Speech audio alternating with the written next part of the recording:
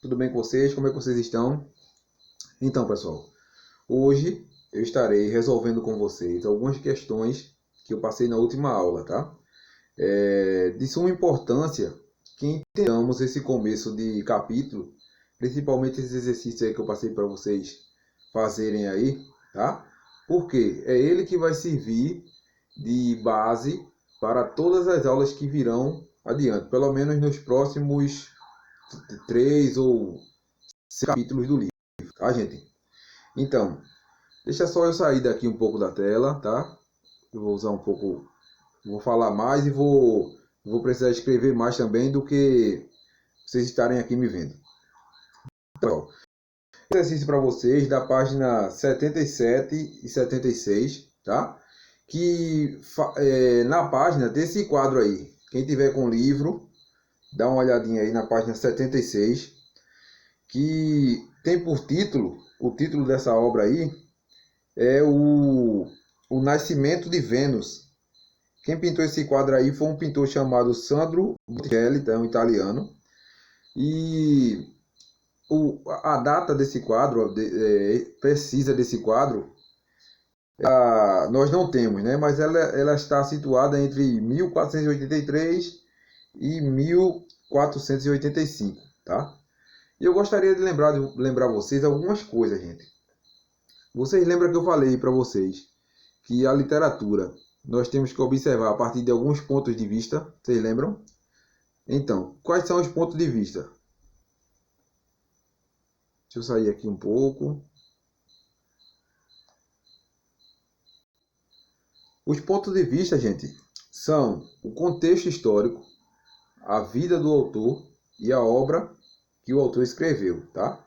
Então nós temos que entender aqui que estamos no finalzinho do século XV, né, 1485, e estava havendo ali uma volta o teocentrismo, né? Deus estava saindo mais do centro e o homem ele estava voltando a ser o centro. Então, com o surgimento dessa escola literária, ela vai ser bastante influenciada por esse fator, tá? Então, Botticelli ele vai usar aí algumas figuras greco-latinas, alguns deuses gregos, enfim, é o que iremos analisar nessa obra de Botticelli, tá?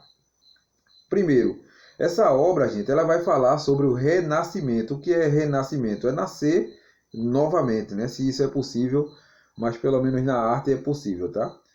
Então, no renascimento, gente, nós iremos voltar à forma clássica, à forma do classicismo. Que forma é essa? Ela vai tratar sobre natureza, vai falar sobre mitos, sobre a mitologia grega, e ela vai usar uma frequência bastante comum nas obras são as cores, né? As cores muito vivas, muito gritantes, digamos assim. E essa obra aí de Botticelli é uma obra que, pelo livro não dá para perceber, mas ela tem 1,72 m de altura por 2,78 m de comprimento. Então é uma obra um pouco grande, tá? É um quadro que é pintado na tela, diferente dos que eram pintados antigamente em pedaços de madeira ou até mesmo em algum muro, alguma parede. Esse quadro aí é um quadro pintado em tela. E até hoje ele está exposto lá em Florença, tá? No museu lá de Florença, na Itália. E esse quadro ele vai relatar o surgimento desse quadro aí, dessa mulher que está no centro, que é conhecida como Vênus. Ele surge através de uma guerra entre Cronos, que é um filho, tá? E luta contra Urano, seu pai. E nessa briga aí, nessa luta entre os dois, o filho ele corta as partes lá do seu pai, né? Os órgãos do seu pai. E esse órgão genital ele cai na água e da água do mar é que surge Vênus, também conhecida como Afrodite, né? A deusa do amor para os gregos, tá? Quem quiser se aprofundar mais um pouquinho, tem um pedacinho do rodapé aqui no livro, na página 76, tá? E dá uma olhadinha aí nessa parte vermelhinha, que é bastante explicativo, tá? Então, voltando para o quadro, gente, nós temos alguns detalhes aqui nesse quadro, tá? Eu separei aqui pelo menos 5. Primeiro, quando estamos analisando uma obra, nós temos que prestar atenção em alguns detalhes. O que aparece em primeiro plano, o que aparece em segundo plano, terceiro plano e assim por diante, tá? Então, nós temos aí essas árvores aqui do lado direito, tá? Essa árvore aqui do lado direito, aqui em cima. Essas árvores aí são laranjeiras. Percebam que as cores delas são bastante vivas, né? Não sei se dá para perceber daí, mas um laranja forte, um verde bastante escuro, essa tonalidade aí também que vai aparecer. Mais pro lado direito aí, nós temos uma personagem chamada de Ora. Deixa eu só dar uma... Aqui. Quem é Ora, gente? Ora é uma das 4 filhas de Zeus, tá? Ela vai representar as 4 estações do ano: primavera, verão, outono e inverno. Então, o que é que vai acontecer? Nesse quadro aí, se você perceber, Ora ela vai estar representando a primavera. Você percebe aí pelas roupas dela, pelo vestido, as flores, né? Esse pano também que ela está segurando aí, algumas folhas. Ora vai estar na primavera. Por quê? Lembrando que estamos falando de renascimento, né? E na natureza, o período de renascimento é o quê? É a parte da primavera. É quando as folhas, as flores começam a nascer, né? E ali depois vem os frutos. Então, tudo isso está bem representado nesse quadro aí, tá? Então, Ora, ela, como eu falei, ela representa as 4 estações do ano. São 4 filhas, as 4 filhas com o mesmo nome e cada uma representa uma estação do ano, tá? No meio do quadro aí, nós temos a figura de Vênus, né? Que Botticelli define, que Botticelli que foi quem pintou o quadro, né? Ele define como pudica, porque ela está numa posição aí que está cobrindo a sua nudez. E nós temos que entender que naquela época existia uma censura muito grande sobre essa questão da nudez, né? Os quadros não podiam ser expostos de qualquer maneira. Então, o artista ele teve muito cuidado aí nessa expressão aí de cobrir a parte da nudez da Vênus. Vocês percebam também que ela parece que é feita de mármore. Isso aí é mais uma figura que vai retomar ao renascimento, né? A formosura, as cores, essa cor muito branca, parece até que ela é feita de mármore ou de algo de um gesso, enfim, algo que não seja realmente natural. Como ela não é natural, ela é uma semideusa. Mais para trás ali um pouquinho, nós temos o que? As rosas sagradas, né? Que é o símbolo da fragrância e do amor. Mas também nessas rosas, o que é que vai ter aí nessas rosas? Espinhos. Então, o pintor quer passar para nós que, embora o amor ele seja cheiroso, ele seja bonito, haverá também os espinhos. E os espinhos, eles causam o quê? Eles causam dor, eles ferem. Então, Botticelli, ele diz, o quadro é muito bonito, mas eu não poderia deixar de ressaltar aqui que, mesmo diante do amor, diante da beleza, haverá sempre lá o espinho para nos ferir. No canto esquerdo da tela, no seu canto esquerdo aí, você tem 2 pessoas voando aí, né? 2 deuses ou semideuses. O primeiro é Zéfiro, que ele representa o vento. Se vocês perceberem, ele vai estar soprando um vento aqui. Quem tiver com o livro aí vai ficar mais claro. Mas quem tiver sem um livro aqui, ó, ele está soprando o vento, como se estivesse colocando Vênus, tirando-a do mar e colocando-a para a terra, tá? Então esse camarada aí é o deus do vento, e mais para baixo é a sua esposa, Clóris, né? Que ele raptou de um jardim e depois, consensualmente, ela quis tornar-se sua esposa, e depois que tornou-se deusa ou semideusa, ela passou a ser chamada de Flora, tá, gente? E por fim, né, esse quadro aí, ele vai trazer uma forte influência do clássico, que vai influenciar principalmente no homem, no pensador, no escritor dos séculos XV e XVI, tá, gente? Lembrando que a literatura é a manifestação do homem através do tempo, né? É como cada homem vai se manifestar através do tempo. Então, voltando aqui, tá? Toda vez que o homem se manifesta artisticamente, nós iremos falar sobre literatura. Então, esse quadro aí ele foi bastante importante na manifestação humana nesses séculos 15 e 16. E lembrando que estamos falando aqui de Europa, Portugal, porque aqui no Brasil ainda nós não tínhamos literatura, né? Na verdade, aqui os portugueses não tinham nem chegado aqui ao Brasil ainda. 1485, mas isso aí ia influenciar diretamente na arte que seria produzida aqui no Brasil. Beleza, gente? Ditas essas palavras, vamos voltar lá para o livro na página 76, tá? E iremos responder com vocês essas questões aqui do livro, beleza? Então deixa eu sair da tela um pouquinho aqui de novo, que a gente vai voltar lá para o livro. Quem não tiver com o livro aí, eu peço que alguém mande uma foto aí no grupo, né? Eu vou orientar que mande a foto aí para a gente ir acompanhando.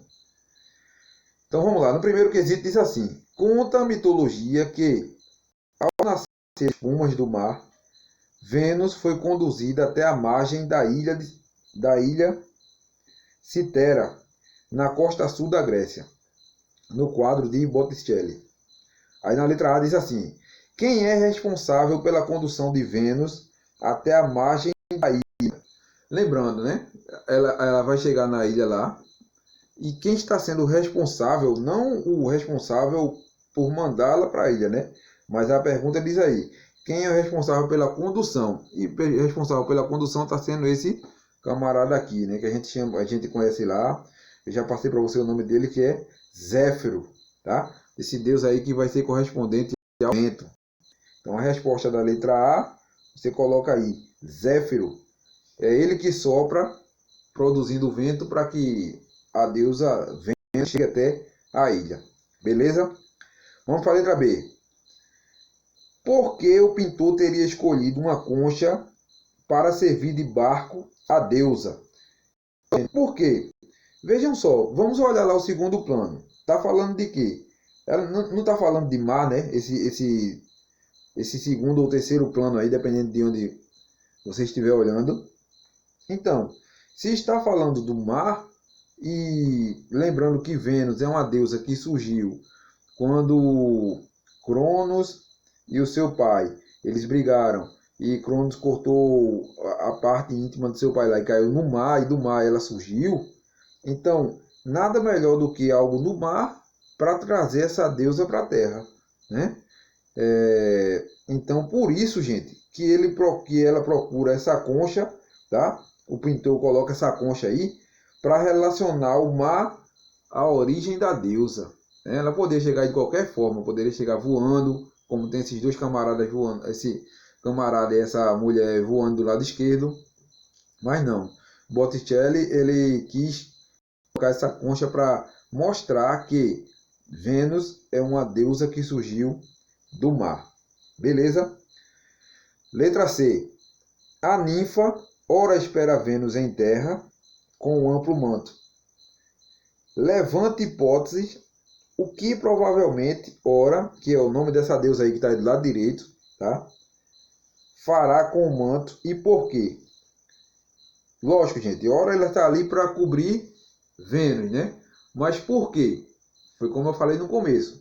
Nós estávamos vivendo um período onde a arte era meio que censurada, tá? A nudez não era permitida. Então, o autor italiano, onde o catolicismo é muito forte, até hoje, o autor italiano, ele vai cuidar disso também, né? De quando a deusa chega em terra, que não é o ambiente dela, ela vai ter que se enquadrar, ela vai ter que se vestir, tá? Então, ora está pronta ali para cobri-la. Vamos lá. Segundo quesito. Observe que o vestido de Ora e o manto que ela tem nas mãos são estampados com desenho de flores. Sabendo-se que cada uma das horas representa uma estação do ano, provavelmente qual é a estação que Ora do quadro representa? Como eu falei, 4 horas. São 4 mulheres com o mesmo nome que representa cada uma estação do ano, tá? Mas essa aí tem flor, essa aí tem folha. Então, lógico que a resposta do segundo quesito, Ora está representando a primavera, tá? Terceiro quesito. À esquerda, no quadro, cai uma chuva de rosas, cor de rosas. Segundo a mitologia, a rosa teria nascido juntamente com essa deusa. Além disso, por sua beleza e fragrância, essa flor é símbolo de amor. Essa flor que está caindo aqui, tá, gente? Essas florzinhas que estão caindo aqui, ó. Beleza? Esse pedacinho aí, tudinho tá representando. Deixa eu voltar um pouquinho aqui. Pronto, voltei. Então essas flores aqui, elas estão representando, né, a beleza e também o aroma do amor, né? Então vamos para a letra A. Na letra A diz assim, ó. Na mitologia, a rosa é considerada a flor sagrada de Vênus, que também é conhecida como Afrodite, a deusa do amor, tá? Comparando os significados que tem a rosa e Vênus, é coerente esse atributo dado à flor. Por quê? Gente, é claro, gente, porque ambas representam, tanto a flor quanto Vênus, elas representam o quê? Elas representam o amor e representam a beleza, tá certo, gente? Então, se eu comparo uma com outra, realmente há uma coerência, há um sentido nessa afirmação, beleza? Vamos lá, letra B. O amor é um sentimento nobre, encantador, porém tem momentos difíceis, de dor e sofrimento. Que parte da rosa corresponderia à dor e ao sofrimento? Também falei no começo, né? As rosas, elas mesmo sendo cheirosas, mesmo sendo bonitas, elas têm lá os espinhos, tá? Então, os espinhos eles podem furar o seu corpo, sua mão, seu braço, enfim, e podem causar dor, tá certo? Então a parte da rosa, o terceiro quesito, a letra B, que vai corresponder à dor e o sofrimento, é claro que é a parte do espinho, tá? Quarto quesito, faça com uma régua, e agora eu vou precisar sair daqui novamente, tá? Faça com uma régua esta experiência. Meça o quadro na vertical e na horizontal e divida essas medidas ao meio, tentando encontrar o ponto médio, o centro do quadro. Tá certo, gente? Então você vai pegar e fazer assim, ó, daqui para cá e daqui para cá. Beleza? Deixa eu deslizar um pouquinho aqui. Pronto. Chegamos ao meio do quadro. Beleza? Então é isso aí.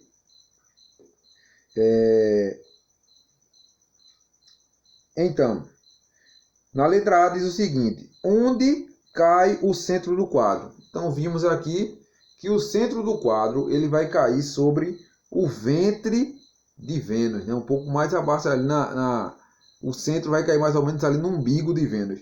E na letra B ele vai perguntar, né? Considerando que Vênus é a deusa do amor, da beleza e da fecundidade, você acha que foi intencional o fato de Botticelli ter colocado essa parte do corpo da deusa no centro do quadro?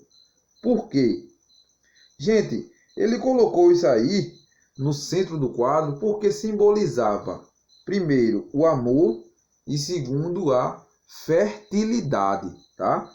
Então essa é a resposta da letra B. Ele quis centralizar no quadro o quê? O amor e a fertilidade. Isso aí que era muito... fertilidade era algo muito sério antigamente, né?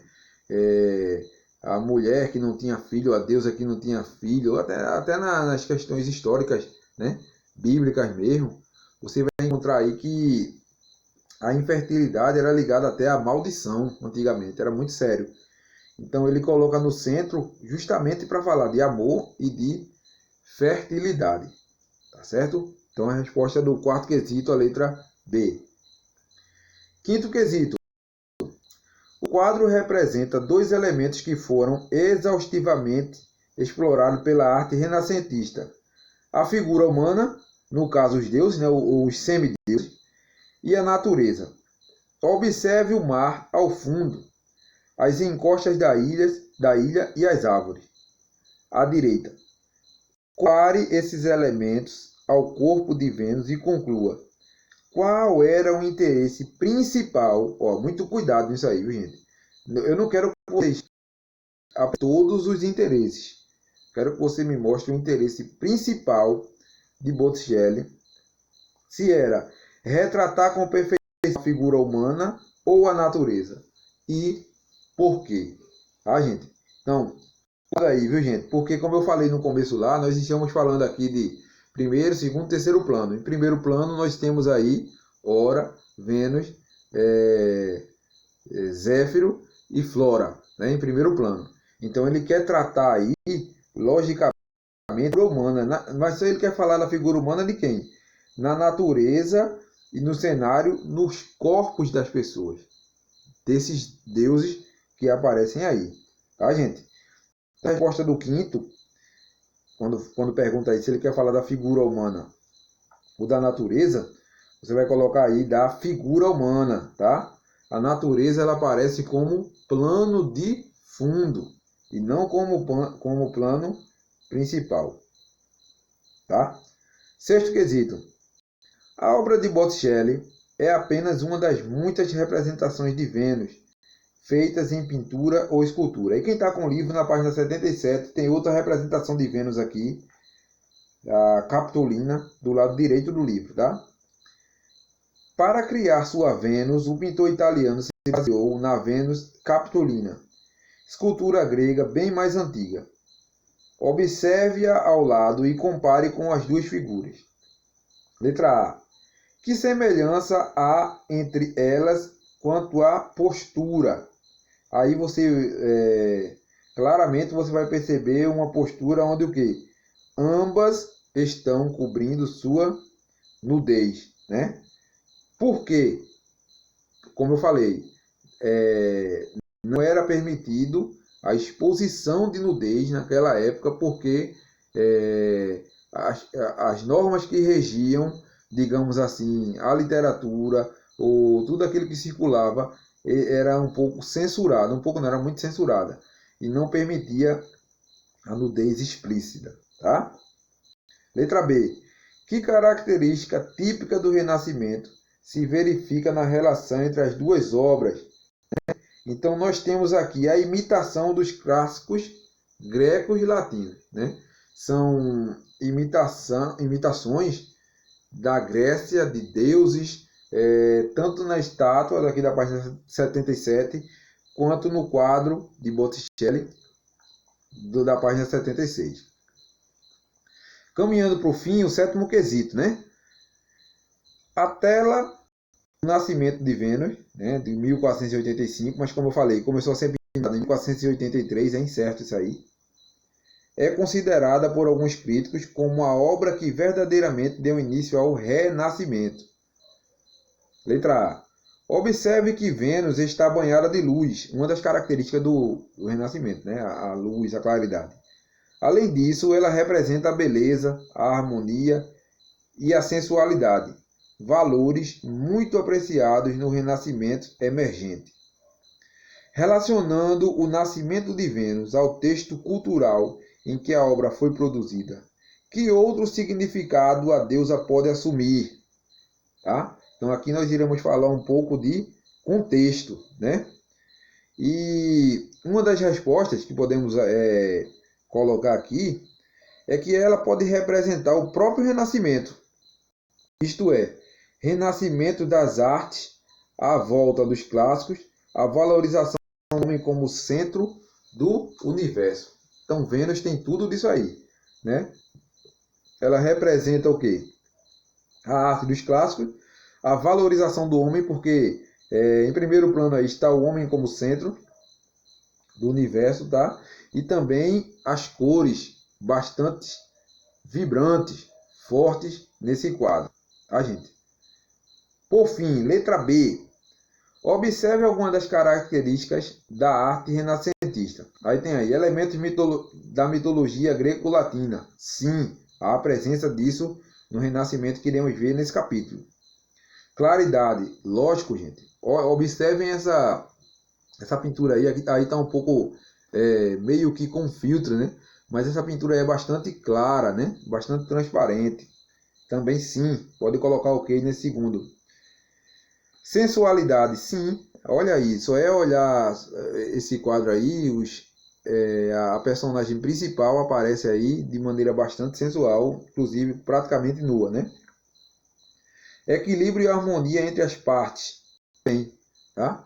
Há um equilíbrio. Você percebe aí que esse quadro parece que ele foi pintado sob medida, né? Tudo no seu lugar, a natureza em harmonia com as pessoas, tudo isso. Então também esse equilíbrio você pode colocar sim, tá? Nacionalismo. Não, nacionalismo não. Aí não tinha nem a ideia de nacionalismo, de nação.